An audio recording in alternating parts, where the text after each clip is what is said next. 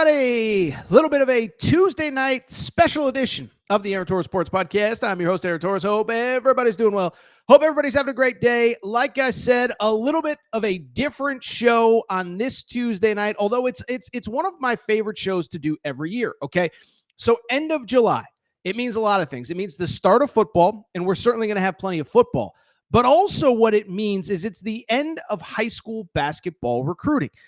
Events are done, visits are getting set up, lists are getting cut. And once a year, we do a show that I call Projecting and Predicting, or Predicting or Projecting, or whatever you want to call it, where every five-star high school basketball player will end up playing college basketball. So we've done it in 2025. We've done it in 2024. Today, it is the 2026 edition. We'll talk Tyran Stokes. We'll talk Taylen Kinney. We'll talk Caleb Holt. We'll talk Jordan Smith Jr. Where will these guys end up? We'll give out some predictions. I will tell you, though, some of these guys, there really isn't very much information out there. So we will do this, one of my favorite shows of the year. We're going to get started here in just a second. Before we get started, a couple quick reminders. One, make sure that you are subscribed to the Aaron Torres Pod YouTube channel. If you're following us on YouTube, thank you. If you're not, we're closing in on 58,000 subscribers. So do me a quick favor, subscribe on YouTube as we are closing in on 58,000. I think we can get to 60,000 before the start of football. And as I mentioned off the top, we'll have plenty of football in the coming weeks with camp opening. You can also find the Aaron Torres Pod, Apple, Spotify, wherever you get your podcasts. So make sure to subscribe there. Also, you want to do your boy Torres a favor, leave a 5-star rating and review. With that said, it is a busy Tuesday night. There is no more time to waste. So let's get to the topic of the day. Topic of the day, like I said, listen, football is going to take over. We get that. Camps are opening. Your favorite coach is doing his preseason media availability. But I bring it up because it is an important time in college basketball and high school basketball recruiting. And I should note, even during football season, we'll have plenty of basketball content. You don't need to go anywhere. But it's an important time of year because all of these players are setting up visits. They're setting up commitment dates. They're cutting their lists. And I think by maybe November, December, maybe when the early signing period comes, a lot of these guys will be off the board. Now, I will say, as we get into predictions for all of the 2026 five-star recruits, this year is a little bit different. And I feel like this year, more than any other year, there is less tangible information about a lot of these players than at any point I remember. And really quick side story, we're going to get to all the big players, Tyron Stokes, whatever. This is an important note, though. It feels like there is less tangible information, and I don't think it's accidental. I think it's really two different reasons. One, I don't think anybody in high school basketball and college basketball really knows what's going on with NIL right now. Okay, so we've talked about it a million times. I promise we'll get to the players, but this is an important note, and if the cycle moves slower, it's because of this. Last couple of years, there has been uncapped NIL. This year, we have this house settlement. It caps every school at $20.5 million, and most basketball programs at probably somewhere in the $2.5, $3.5, maybe $4 million range, okay? Well, I bring it up because everybody right now is operating in the gray. Is the cap going to be upheld? Can you go over? Are there creative ways to get around the cap? Or are we just eventually going to get to a point where it is unlimited spending the way that it's been? And so I was talking to a coach, an SEC assistant coach, actually, at the Adidas event that I was at a few weeks ago. And he said point blank, he said, not only can we not even begin to predict, basically what he said is this. He said, any school that is promising any player any amount of money at this time, or any big amount of money anyway, they're either lying through their teeth or they don't know what they're talking about, because we don't know what college basketball recruiting is going to look like. And obviously, as it pertains to high school players are kind of at the bottom of the pecking order, even the good ones. You prioritize returning players to your program. You prioritize transfer portal players. And so then there are high school players. So I just bring it up because in theory, if this cap actually gets upheld, there's going to be less money to go around. I think the other variable, as we start to talk about these players, is that some of the players are operating under the numbers that they've heard in the past. The AJ DeBonsa got this, Nate Ament got that, Caleb Wilson got this. And I just don't think that's the world that we live in anymore, at least not right now, and maybe for this class as well, because I don't think the upper end talent is quite where it is. And so I want to give that caveat. I think it's important. I know it's taking too long to get to the players specifically, But it's important to note that is that a lot of these players, there really is not great tangible info because I think everybody's trying to feel out, okay, what is the actual market? How much can we spend? How much can we spend on high school players? How much will we have to spend, period? So keep that in mind as we move forward with this list. With that said, let's predict. Let's do some predictions. Every high school 5-star 2026 class, 24/7 recruiting rankings. Number one player in America. Let's talk about him. His name, Tyran Stokes. Yeah, we've talked about him plenty, so we don't have to spend too much time here, but originally from Louisville, plays at Sherman Oaks High School, not far from where I live here in Southern California, and this kid is a dog. Consensus number one player. I don't even think right now there is a debate. I think the gap between him and the second best player is huge. I think even if we get a reclassification or two, he will remain number one. And he really is, I think, the one player in this class as it currently stands that's kind of on that Darren Peterson, AJ DeBonsa trajectory of a dude that can step in, impact college basketball day one. A couple things on Tyran Stokes. Obviously, 6'7" wing, power wing. I've said it a few times. I love the way that he handled himself on Team USA this summer, playing along Koa Pete, McCoy Jr., AJ DeBonsa. Just a guy that was willing to play a role, willing to come off a bench, and then he immediately steps back onto the Nike circuit after Team USA and just absolutely dominates and asserts himself as the definitive number one high school player in America. So where does his recruitment stand right now? Well, it's worth noting, has already taken 3 visits in the spring to Louisville, the hometown school, to Kansas, to Kentucky. We also learned at Peach Jam he plans on visiting Gonzaga, USC, and Oregon. I don't think Arkansas is necessarily out of that list, but I do think the top 3 feel like they are Kansas, Louisville, and Kentucky in some order. And we'll see if anybody else can get into that mix. By the way, I'll be the first to admit, I think earlier in the spring, I might have even said on this show that I think it was possible that he was going to reclassify. I think that's completely off the board at this point. I think he's playing college basketball in 2026, 2027. He will graduate with his normal class. In terms of his recruitment, certainly been fascinating. And really what's been interesting is the last month, it went from like all the smoke being with Louisville, the hometown school, to now there's a lot with Kentucky. Coming out of Peach Jam, it just feels like all the buzz is with Kentucky. Now, we talked about it following Peach Jam. I think part of it is probably the fact that he's a Nike kid. He played on the Nike circuit. I don't think Nike would be excited to see him go to an Adidas school like Louisville or Kansas. Listen, I think if it came down to it, they'd be willing to chip in to keep him at a Nike school, especially as he projects to the number one pick. So I think that's where a lot of the Kentucky buzz has come from. But also say what you want. He's from Kentucky. And the one thing, Mark Pope, he hasn't necessarily closed a ton on those elite high school players from outside the state of Kentucky. But Tyran Stokes is from the state of Kentucky as well. So if we were doing this maybe on June 29th instead of July 29th, I would have said the overwhelming favorite was Louisville. I got to go with what all the intel says. I believe that Kentucky right now is the leader. And if you were asking me to predict here on July 29th, and I want to note this very quickly before we go forward, stuff changes fast, okay? So if you don't watch this until August 15th or August 31st or September 20th, I don't want you in the comment section like, oh, Torres said that. Well, listen, stuff changes quick. If I had to predict today, I would say Kentucky would be my prediction for this kid. I still think it's pretty wide open. And I would put that percentage at maybe like a 40 or so percent. Again, I think it's early, but I think Kentucky has to feel good about where they stand. Let's keep it going. Number 2 player in this 2026 class, another player we've talked about a lot. You can see him on the screen, Jordan Smith Jr. 6-foot guard from the DC area. Another player, played for Team USA, loved the role that he played. He was the 5th starter, basically, along with 4 guys that are playing college basketball this year. And he took it on himself to be like the defensive stopper, energy guy in that starting lineup. And then Tyran Stokes came back to AAU and played really, really well with his age group. Again, 6-foot guard. What I love about him, he plays hard every game. Like I said, willing to accept a role.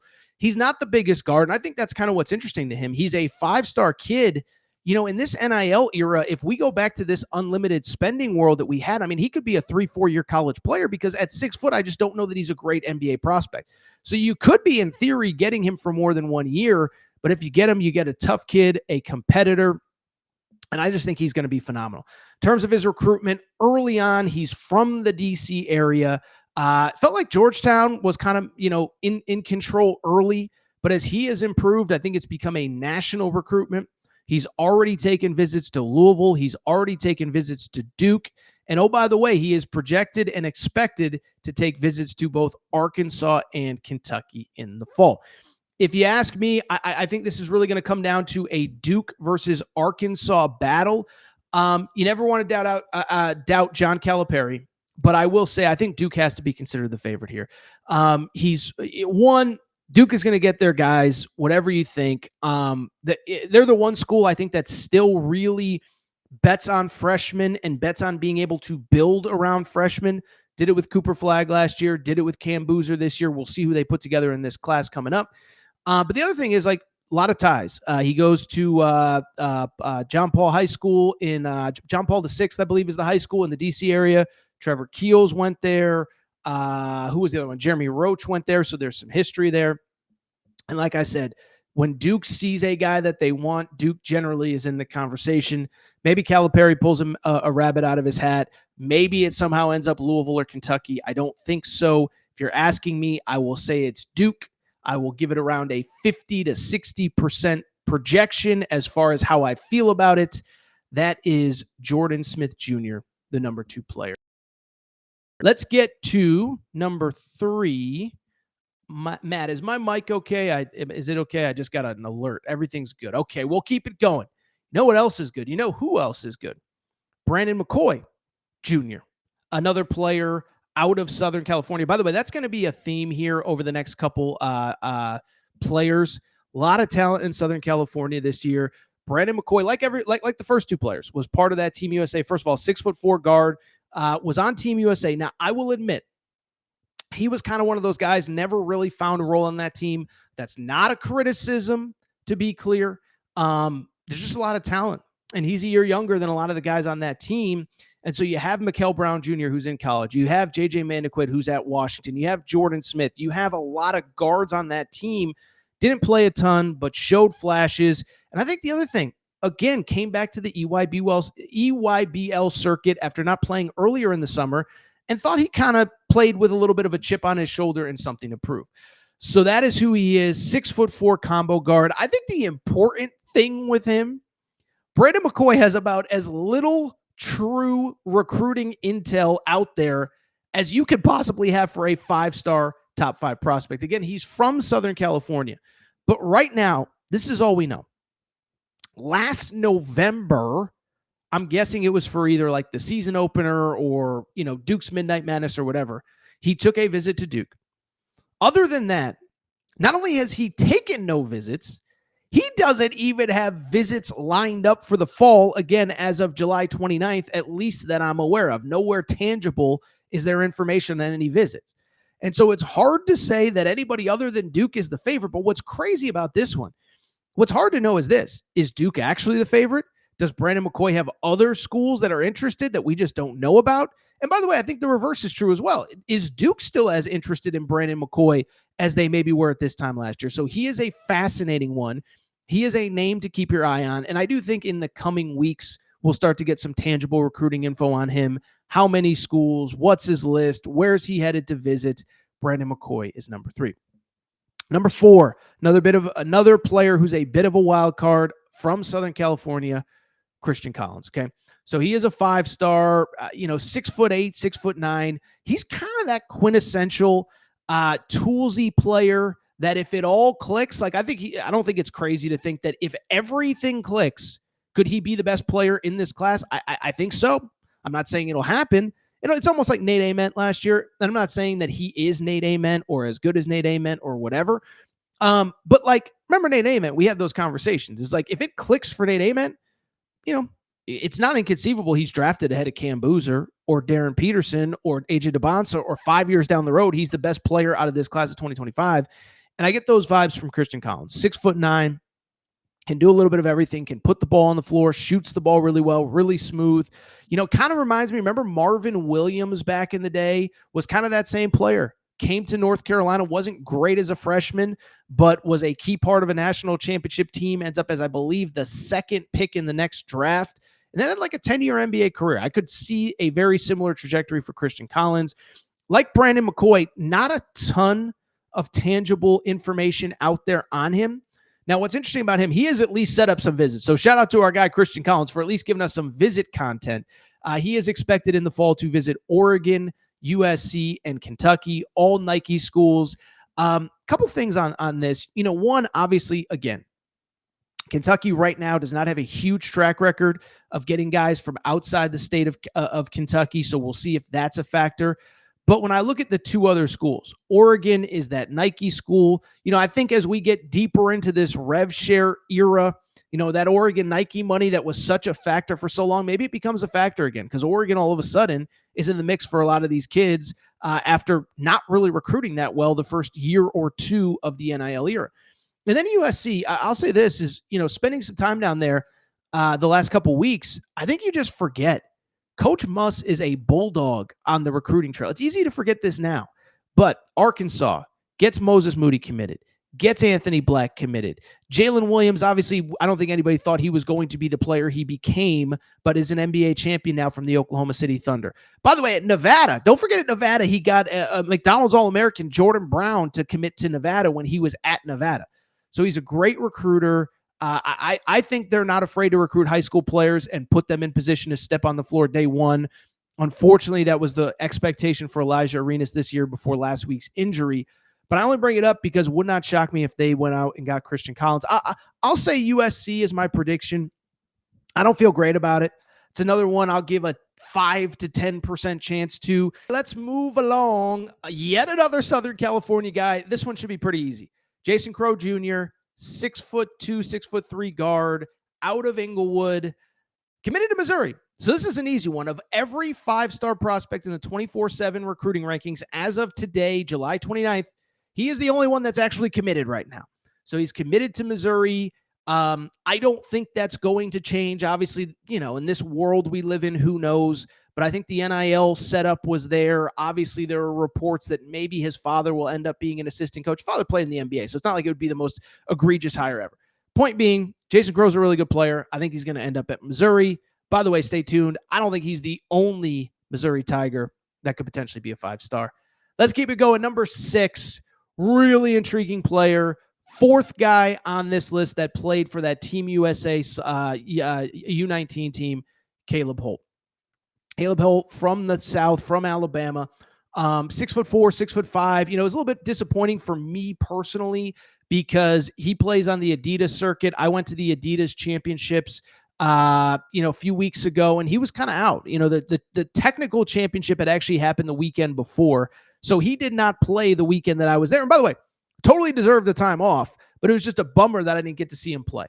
But 6'5", what I like about him, again, a guy on Team USA that accepted a role that, played very well off the bench, shot the ball like crazy for that team. I think he shot over 50% for Team USA, but he can also get into the lane. He can also finish, very athletic, really, really, really good player. And I just think he's a solid all-around player. He kind of, he kind of reminds me of, he's not really a true point guard, but if you remember, this kid wasn't necessarily in high school.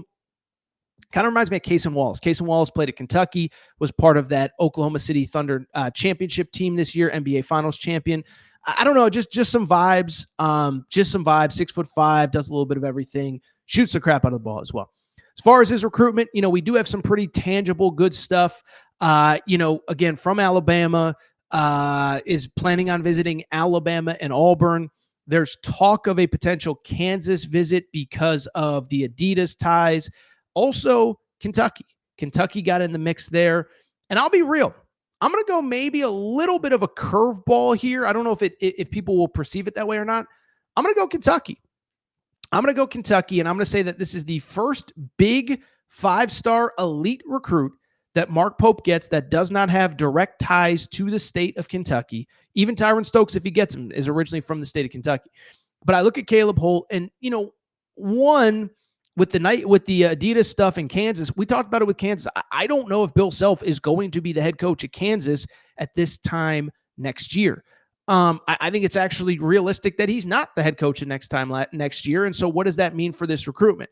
And as far as Kentucky is concerned, I do go back to Team USA. Remember, Mark Pope was one of the quote-unquote on-court coaches during the early part of the workouts. Now, to be fair, so was Nate Oates. So it's not to say that Mark Pope was the only one. But Caleb Holt really had some glowing things to say about Mark Pope coming out of that. And you look at how he plays stylistically, it just feels like a good fit. And on top of that, remember, they're going to be Otega Oweh will be graduating after this year. So there will be a natural spot for him kind of at that 2 following Otega Oweh, who will be a senior. So I'm going to say Kentucky. I should have mentioned this, by the way. Great call, Matt. He did visit Ole Miss last year. I don't know how much of a factor they are. I think Ole Miss is doing a good job of getting kids in early. I think it's tough to compete when the Kentuckys and the Dukes and the Arkansas get involved. Caleb Holt, I will say, ends up at Kentucky. I don't think it's anything crazy. Kentucky fans, don't freak out. I'll put my confidence level at 40%. By the way, that's what I should have been saying all along. Confidence level. I have the degree of confidence that I have, I'd put it 40%. I think they have to be considered the favorite right now. I think other people can get in the mix. We'll see what happens with Kansas, etc. But I will say Kentucky is my pick. Tell you what, producer Matt, why don't we go ahead, take a quick break. We'll come back. We're through 6 names. When we come back, we will get to everybody else, and there are still a lot of very intriguing players. Dylan Mingo, Taylen Kinney, Cameron Williams is a very interesting name. We'll take a quick break. We'll come back, hit on the rest of the 2025 5 stars. What's up, everybody? It's AT, and I've told you before, when I'm on the road, when I'm podcasting, sometimes you end up looking like a slob. Look at me, mismatched socks, I'm wearing shorts. What am I doing? The folks at Fiobach said, Torres, let's get you some fresh gear to look better when you're on camera. Well, what do you think? This is all part of the spring collection for Fiobach. These jeans, perfect when I want to go to games, casual, serious, business casual, you name it. Got the quarter zip. And oh, by the way, we got this perfect zip. This is the perfect spring, summer zip that you can wear when you're out with friends. Maybe it gets a little chilly. Maybe it's a little chilly in the morning. Perfect for all occasions. So this is what I need you to do. If you like what you see, and you should, what I need you to do is visit Fiobach.com. That's Fiobach.com, F-I-O-B-O-C. By the way, Fiobach has a special promo code for listeners of the Aaron Torres pod. Use promo code Torres and get 20% off your purchase. Thank you again to Fiobach. By the way, make sure that you're following them on social media at Fiobach, F-I-O-B-O-C. Thank you, Fiobach. All right, everybody. I'm back. Good to be back. So want to keep the countdown going. Top prospects, 5-star prospects, class of 2026, and where they may end up. We will get to Dylan Mingo in a second. Before we do, though, you know what we got to do. We got to thank our friends. We got to thank our partners. We got to thank Collie Puffs and ColliePuffs.com. Okay, so it's that time of year. It's summer. It's hot out. You're walking around with your shirt off, and you don't want to look like a filthy slob. You're at the beach. You're at the pool. You want to look good. You want to feel good. You need a snack that is both healthy but delicious. You need Collie Puffs. First of all, great company, family-owned company. Joey is the founder. Bryant is his COO, a family member of his. And I only bring it up when you reach out to Collie Puffs, you're working directly with the team, directly with the founders. But more than just a great family-owned company, they got a snack that is both healthy but delicious, something that you're going to love, your kids are going to love, maybe your parents or grandparents, whoever you're hanging out with. You got to try Collie Puffs. Baked, not fried, avocado oil, no grease, healthy ingredients. But the best part is they taste delicious. At this point, I've been telling you about them for a year. You don't need to take my word for how good Collie Puffs are. What you need to do is try them out for yourself. This is what you need to do. Go to ColliePuffs.com. That's CAULIPUFFS.com, ColliePuffs.com. You can also find them on Amazon.com as well. Just search Collie Puffs. And also, I should mention, and I don't know how I skipped over this, but if you stay on Collie Puffs, go to ColliePuffs.com. How about this? 15% off discount for listeners of the Aaron Torres pod. That's 15% off, ColliePuffs.com. All you got to do Use promo code Torres at checkout. ColliePuffs.com, promo code Torres. You get 15% off. We appreciate your support of Collie Puffs. We appreciate Collie Puffs' support of the Aaron Torres Pod. Let's keep it going. 5-star prospects, class of 2026. This one's a doozy. Dylan Mingo, 6'5" guard out of New York. Okay. So this is a player, I would argue probably the fastest riser of the summer. He was the MVP of the NBPA Top 100 camp back in, I think it was late May, early June.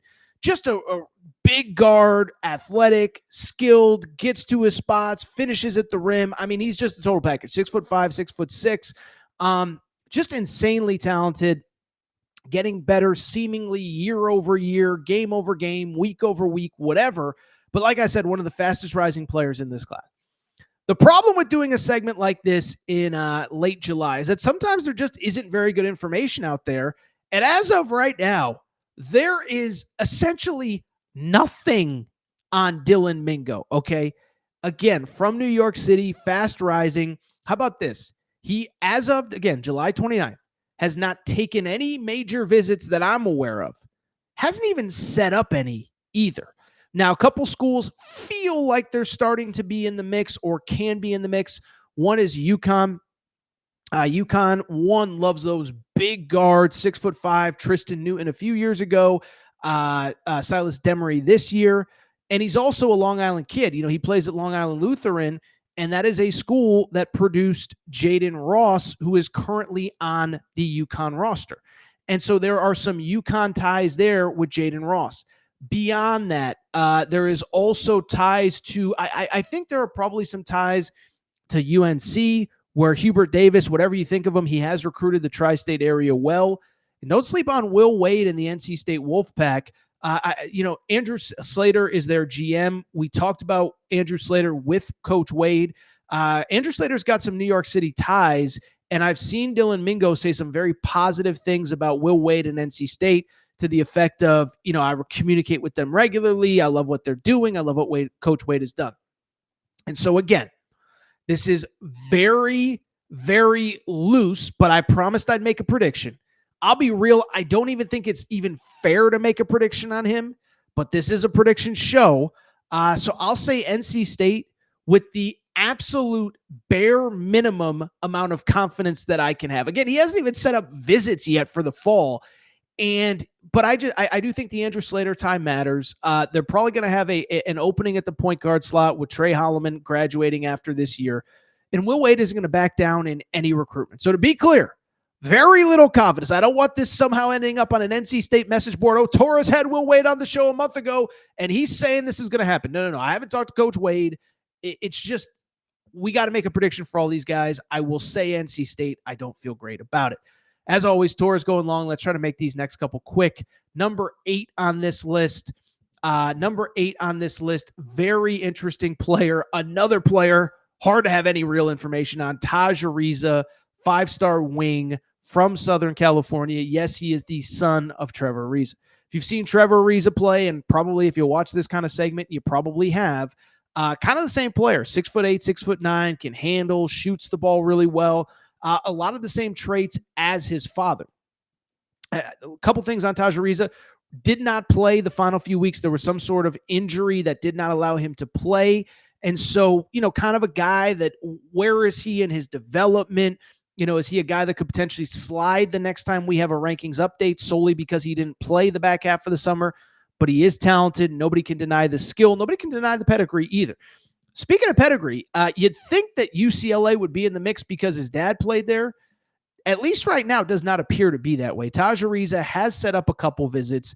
Oregon, North Carolina, USC, and Texas. Okay, a couple things here. One, a couple things stand out. One, North Carolina is going to be a player. Two, we talked about Oregon earlier because Oregon, I just think the West Coast kids, especially, they're going to have ties into. USC, we talked about with Musselman. He's not going to back down to anybody, especially for a Southern California kid. And then I'll also say, I think Texas is going to end up on some of these lists. Remember, Sean Miller is at Texas now. The last time Sean Miller was at a power 4 school, power 5 school, obviously he was at Xavier. I think Xavier, no disrespect, is a little bit different. This dude was at Arizona, and he landed Aaron Gordon and Stanley Johnson and a lot of five-star talent. So Sean Miller's not backing down to anybody.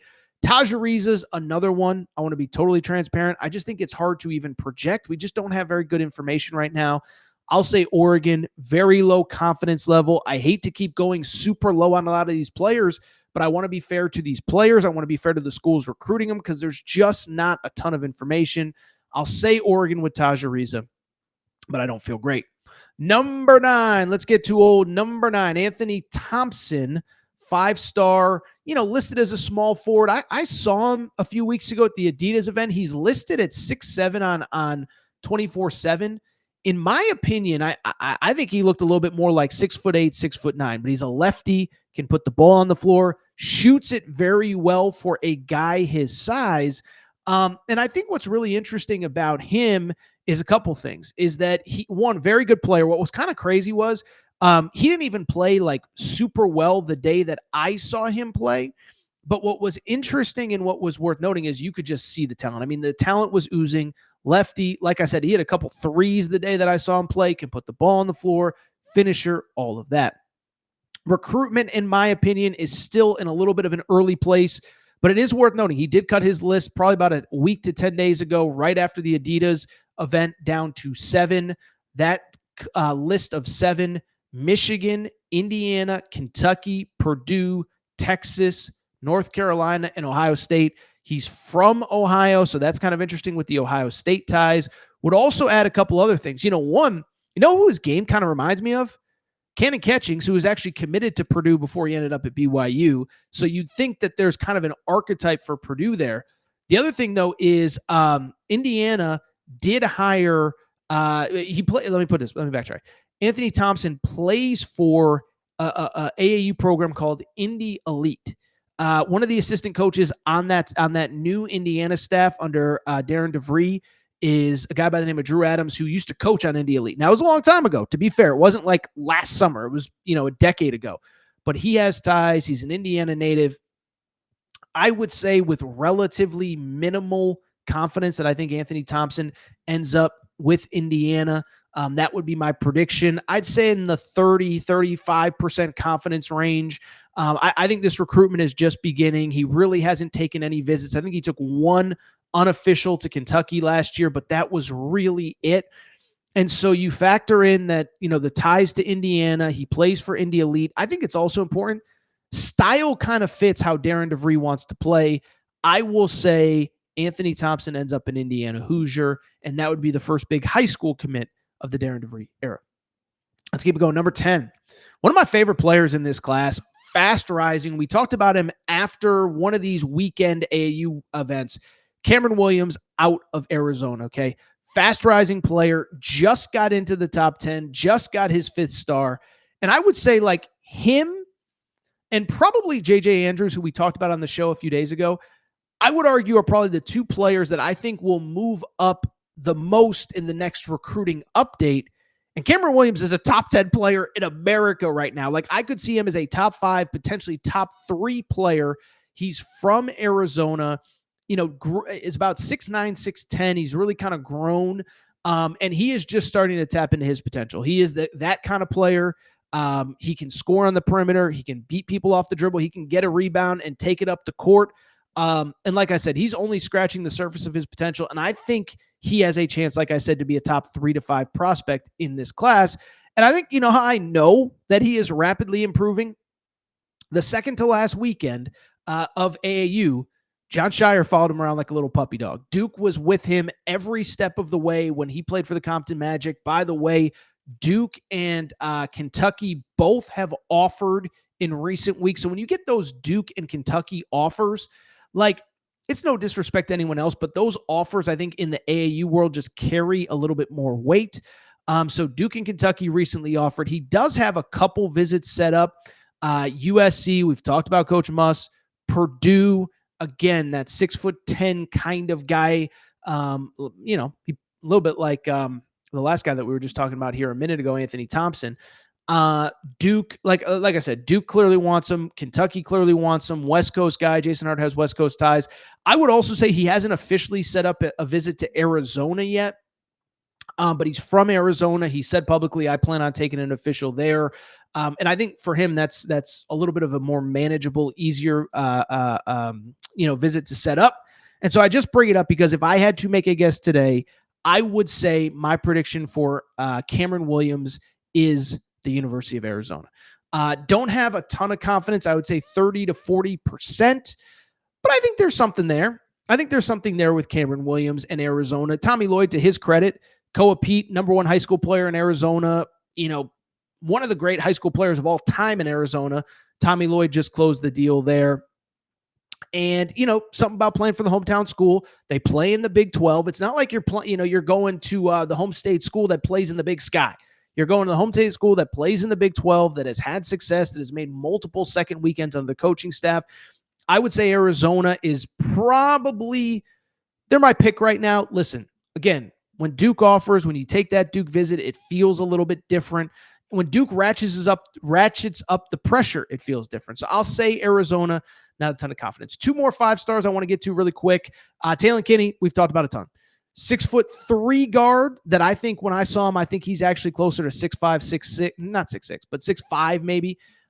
Really good, not super quick twitch, but gets to his spots, finishes. The game that I was watching, he had 24 points. I think it was 8 assists, something like that. Really good player. He's from the state of Kentucky originally, plays at Overtime Elite, and he's taken a bunch of visits so far with a bunch more to come.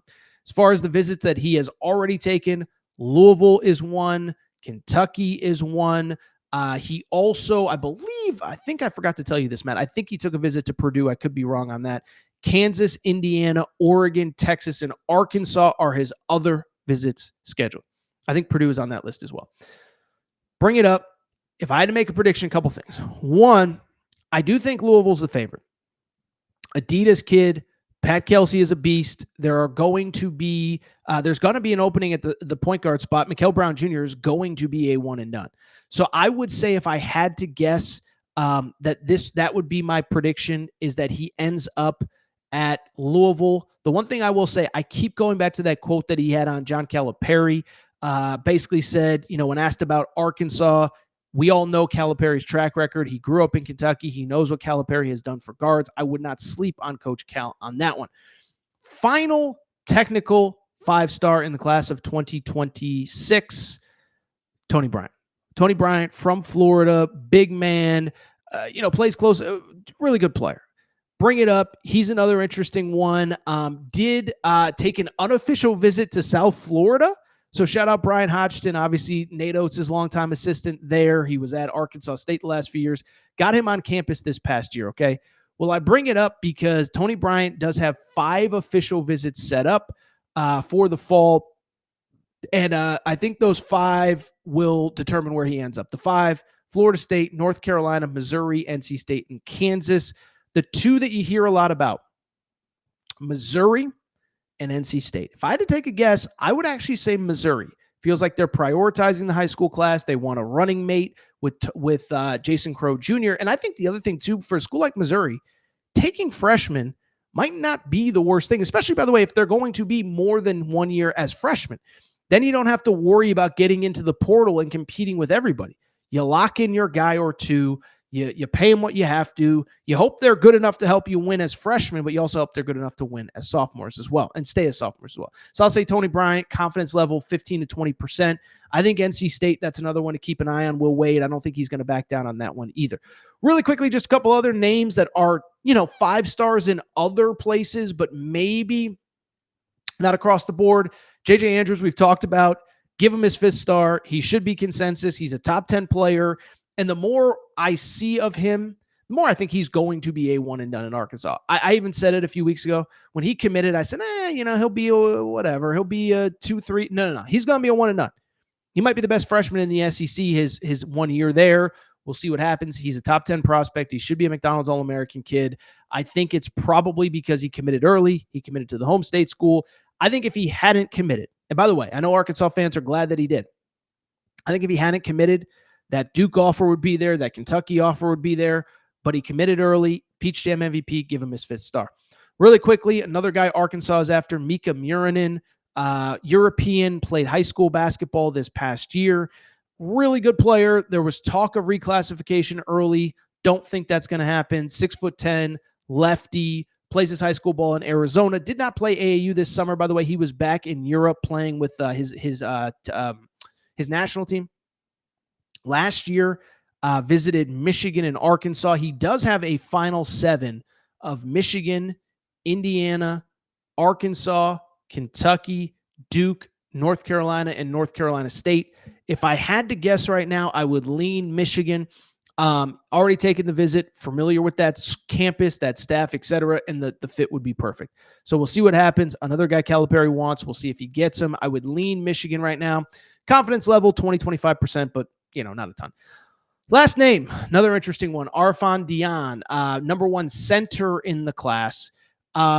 Really just a guy that I think the last month or so has really established himself as just an elite prospect. 7'1", big body, plays for Iowa Elite out of Iowa, Iowa Elite out of Iowa. Everybody in America wants him. UConn wants him. I know there's a couple other schools involved. As of right now, he's only set up one visit. That is with Arkansas. So I'm going to say right now, confidence level 15-20% that he ends up at Arkansas. Cal, say what you want. Cal's one of the few guys that still loves having a true back-to-the-basket five-man, okay?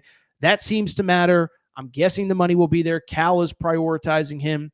I would say Arfan Dion ends up as an Arkansas Razorback, and I say that with very low confidence. I don't want it on a message board. Torres said this. It's going to happen. All I'm saying is right now they have to be the perceived favorite, although it is a little bit early. All right, in typical Torres fashion, this went way longer than I thought it would. So we're going to go ahead and get out of here. If you're not subscribed to the Aaron Torres pod, please make sure to do so. Apple, Spotify, Amazon Music, Google Music, wherever you listen to podcasts, please make sure to subscribe. Make sure to rate and review the show as well. Give us a quick 5 stars. Let us know what you like, what you don't like, all that good stuff. Make sure you're following on social media at Aaron_Torres on Twitter, at Aaron Torres Pod on Instagram, Aaron Torres Podcast Questions at gmail.com, Aaron Torres Podcast Questions at gmail.com. We will be back later this week. We might do another mailbag show, so drop your questions on YouTube. You can hit me up, Aaron Torres Podcast Questions at gmail.com. Time for me to go. Thank you for your support. We will be back soon. Shout out to Torrin Craig. Shout out to Rachel, who hates my voice. Shout out to JJ Reddick, UFN. Unblock me, bro. We'll be back. New episode, Aaron Torres Pod, soon.